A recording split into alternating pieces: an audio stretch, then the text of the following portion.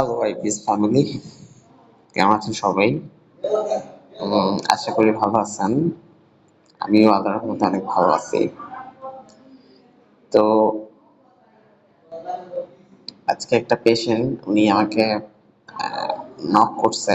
উনি আমার থেকে মেডিসিন নিচ্ছে অলমোস্ট হচ্ছে 12-13 দিন। তো এর মধ্যেই আজকে উনি আমাকে নক করলো যে আমার কি অবস্থা। আমি বললাম যে হ্যাঁ, আমি অনেক ভালো। আপনার কি অবস্থা? সে বলল যে সে আলহামদুলিল্লাহ ভালো, ওষুধ ভালো কাজ করতেছে। তো এই হচ্ছে ভাল লাগে যে মানুষজন ভালো হচ্ছে, শুনলে ভাল লাগে। এই যে পেশেন্টটা উনি অনেক বছর আইবিএস এ ভুগছে, তার ওসিডির প্রবলেম, সেটা অবসেসিভ কম্পালসিভ ডিসঅর্ডার যেটা। আর আইবিএস এর সাথে আপনার ব্রেইন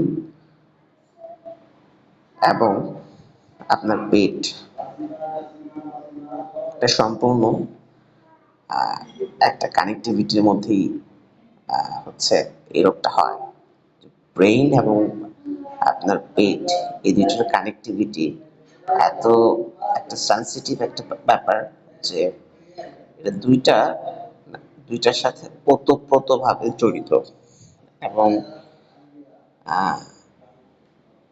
আপনি বিশ্বাস করতেই পারেন, আপনার চোখ খুলে দিতে পারে যে এটি সত্যি কথা যে আপনি পেট নিয়ে টেনশন করতেছেন, পেটের পেছনে দৌড়াচ্ছেন, পেটের ওষুধ খাচ্ছেন, টেস্ট করতেছেন। আজকে আমাকে একজন ফোন করলো, উনি বললো উনি নাকি এই পর্যন্ত 16 বার এন্ডোস্কোপি করছে, 16 বারই তার এন্ডোস্কোপি রিপোর্ট নর্মাল ছিল। তো এই যে দেখেন 16 বার এন্ডোস্কোপি, হ্যাঁ, এন্ডোস্কোপি এটা এমনি একটু টাফ, গলা দিয়ে ঢোকায় পাইপ, এটা এমনি একটু ডেঞ্জারাস। এটা 16 বার করতে পারছে। কেন করছে? যে তার সমস্যা হচ্ছে, ভালো হওয়ার জন্য কত কিছু মানুষ করে। আইবিএস নামক যে ডিজিজটা, যে রোগটা, যে সিনড্রোমটা, এটাতে যারা মানে সাফার করতেছে বা যারা ভুগতেছে, তারা খুব দুর্বিষহ একটা জীবন যাপন করতেছে এবং এটা থেকে বের হওয়ার জন্য কত কিছুই না করতেছে। তো অনেক মানুষ আমার ভিডিও টিডিও দেখে, ফোন টোন করে, আসলে অনেকে ফোন করে না, অনেকে দ্বিধার মধ্যে থাকে।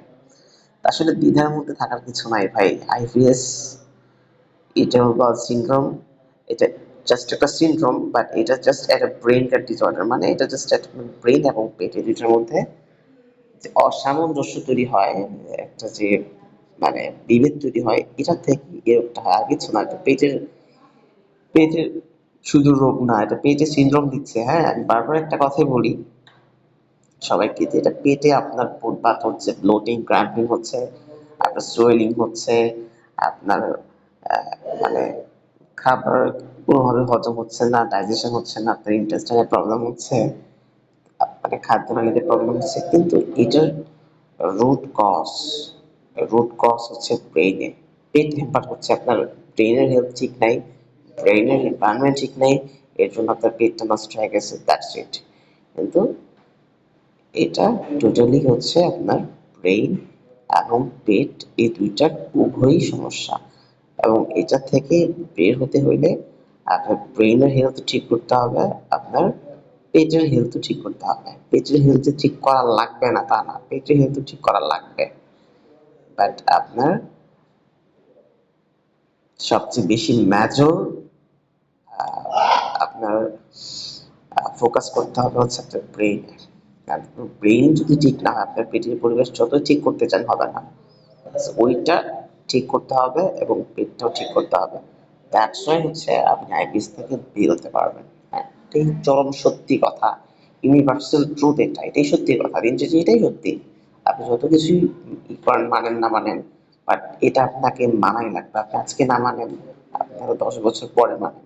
আপনি যদি জেদ নিয়ে বসে থাকেন যে না আইবিএস তো পেটের সমস্যা, এটার সাথে ব্রেন কোনো নাই, আপনি যদি এই জেদ নিয়ে বসে থাকেন, তাহলে কিন্তু আপনি বছরের পর বছর আপনাকে এই রোগটা ক্যারি করতে হবে। সো ভালো থাকবেন সবাই, সবার জন্য দোয়া রইল। এবং আমি চাই সবাই যেন এটা থেকে বের হয়ে যায়। So that's all for today. ধন্যবাদ সবাইকে।